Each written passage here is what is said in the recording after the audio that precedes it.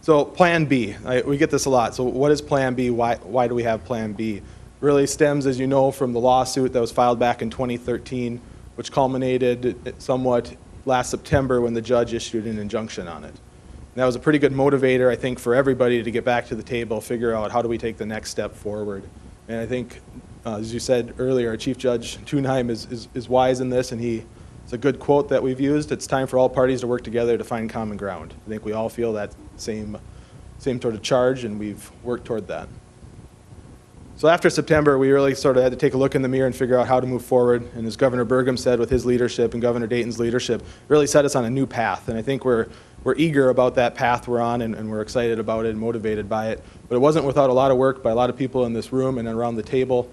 You've talked about the task force, had 5 meetings. I think that level of commitment was very impressive, and everybody was very happy with it.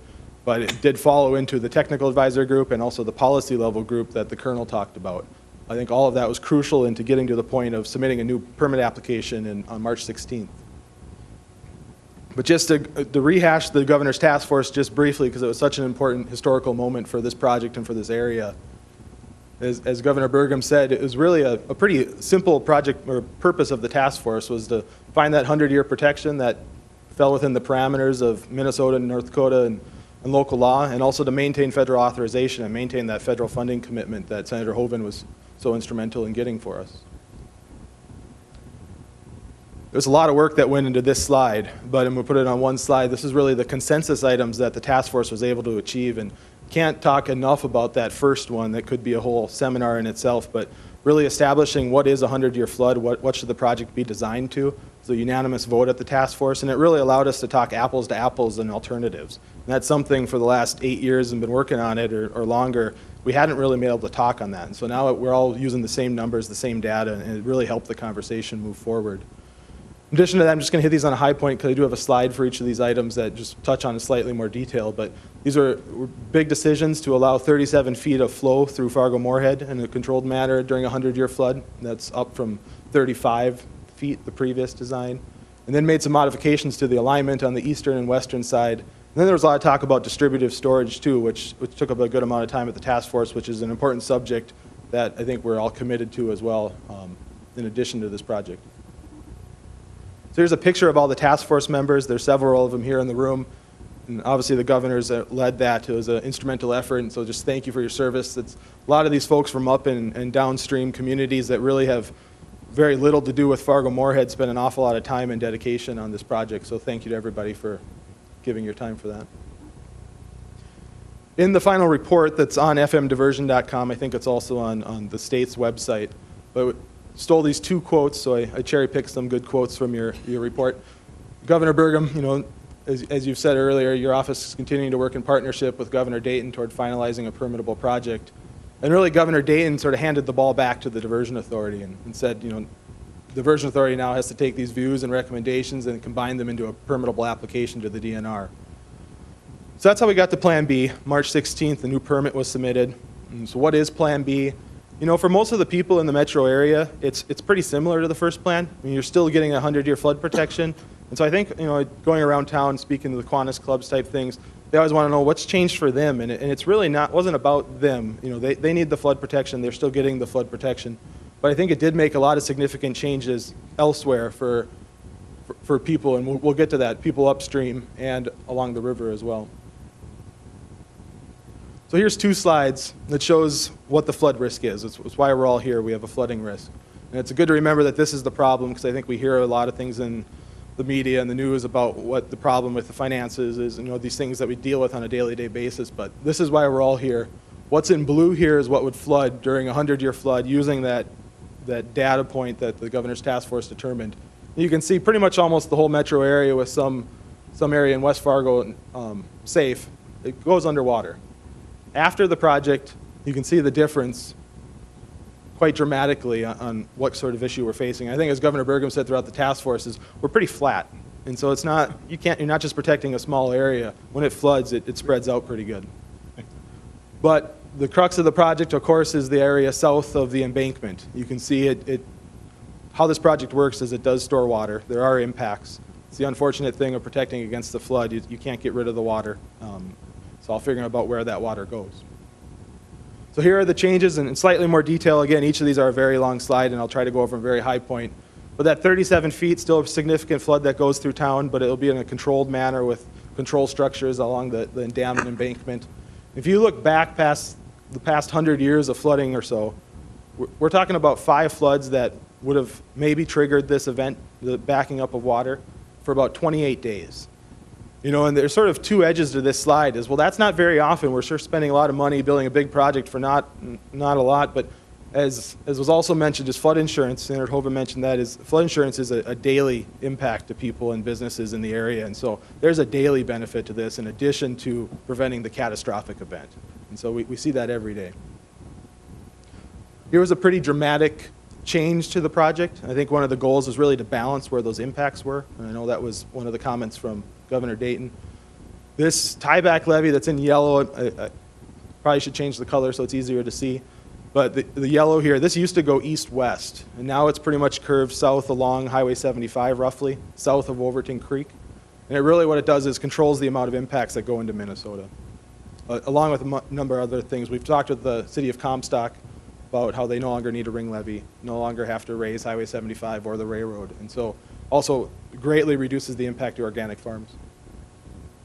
Western tieback south of Horace, this is a smaller shift, but it's still impactful. It shifts along the higher ground to the west there. Again, I'm going to try to speed through some of these. This is obviously another critical piece that changed. The southern embankment's been a lot of discussion over the years. You can see that, I think what Commissioner Peterson called in Bismarck a couple weeks ago, the Camel's Hump goes up a little bit further into Cass County north. What that really does is allow the impacts to shift out of Richland and Wilkin County and out of Minnesota. But it's not without impacting some new folks there, and we're working on getting out and talking with them and understanding the options they have before them. So here's what that breaks down to in some data points. On the left there is really what that pre-task force, if you want to call it Plan A, that plan was, versus what Plan B is. This is strictly the impacted acres upstream. It doesn't include the permanent acreage that's taken out of the construction footprint. But you look before, and it was roughly about 80% benefit, or 80% benefit in North Dakota to, the 19% in Minnesota.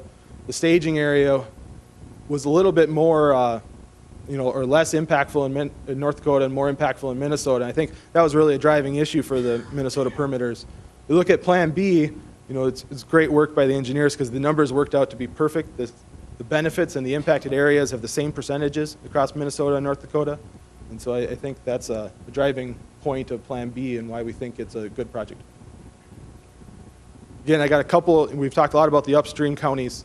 Here's what that breaks down to in numbers. We weren't able to completely get it out of there. We're all one valley. It doesn't stop at the county line either, just like it doesn't at the city line, as Commissioner Sherling said. But we're able to reduce the impacted acres in Richland County quite dramatically, especially those newly impacted acres. And we're down to impacting just 2 residential structures in Richland County. You can see on the map, or maybe you can't see, and that's the point, but where there's color on there is what still is impacted during, keep in mind this is during a 100-year flood event. And you can see on there that almost all of those impacts in Richland County are contained very near the existing river channel. So it's not dramatically widespread across ag land.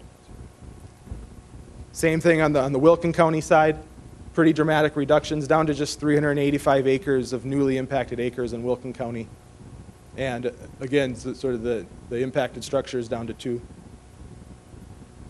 Similar map, just moved over a little bit to Wilkin County. I think those are important because this is a lot of reason why we're here. We're here because of that lawsuit that Richland and Wilkin started. And as Commissioner Sherling said, we've tried to go out and talk, so I appreciate you giving some time to this as well. But we've done over 24 of these presentations at every city, every county, every township in the area that wants to hear about it, and everyone's probably getting tired of hearing about it around here, but this is why we're here, and so I appreciate the time you've given.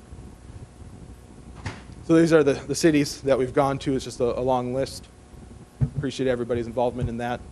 What's next in the process? I think you're going to hear about some of that today, but the community outreach never stops. We continue to get out to people. fmdiversion.com has this presentation and others on it, has the maps. The permit review, I think, is an agenda item later to talk about the process and the schedule that the DNR is going to go through. And then I'm going to ask Commissioner Grinberg to come up talk about what's next in the financing side of things and the cost estimate that's being worked on.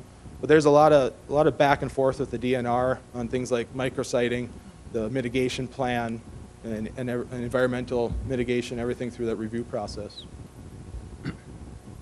Rocky, thanks for that high-level summary of a lot of progress that's been made. It's a great presentation.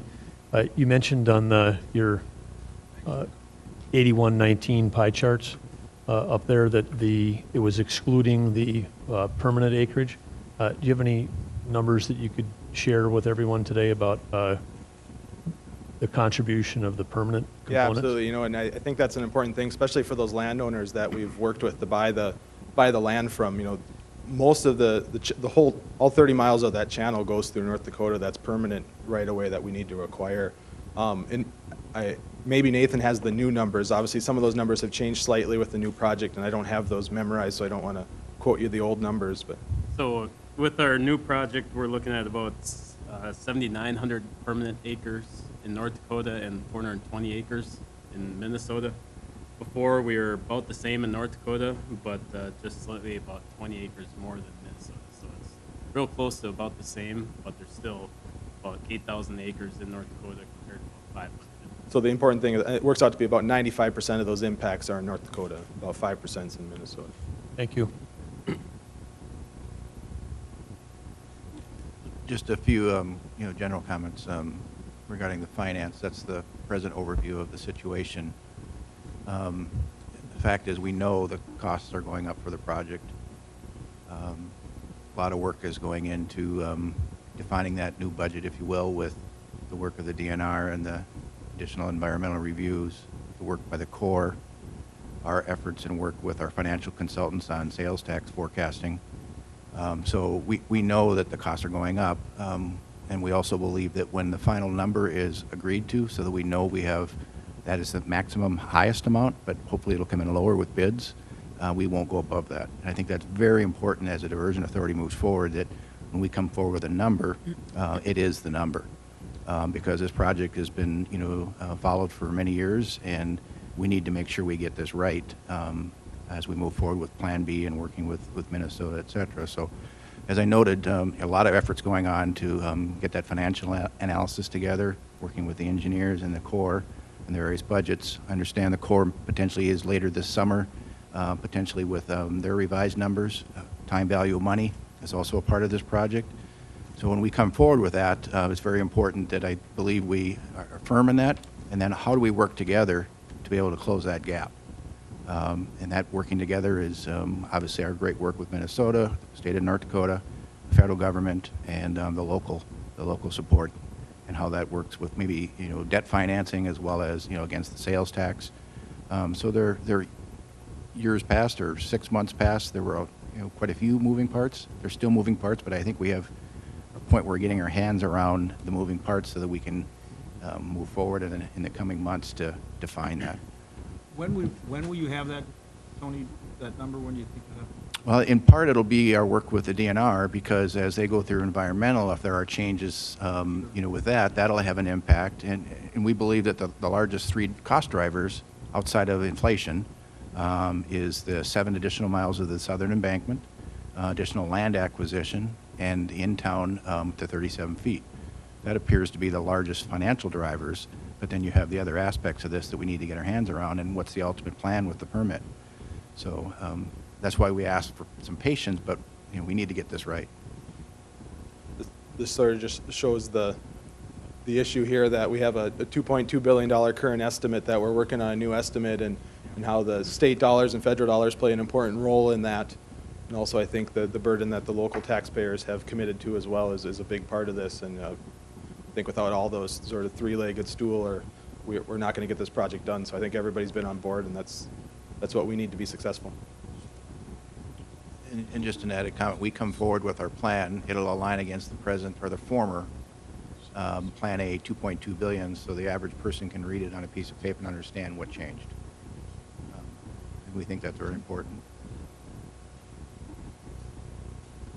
And then, this is sort of just our final slide that I think you're all going to talk about, but some of the priorities of the Diversion Authority, and I'm happy to cede this to anybody that wants to cover it. But I think later on the agendas talking about the Minnesota permitting and the litigation, and so the rest has sort of been covered. So we appreciate your time and listening to me today. Thanks.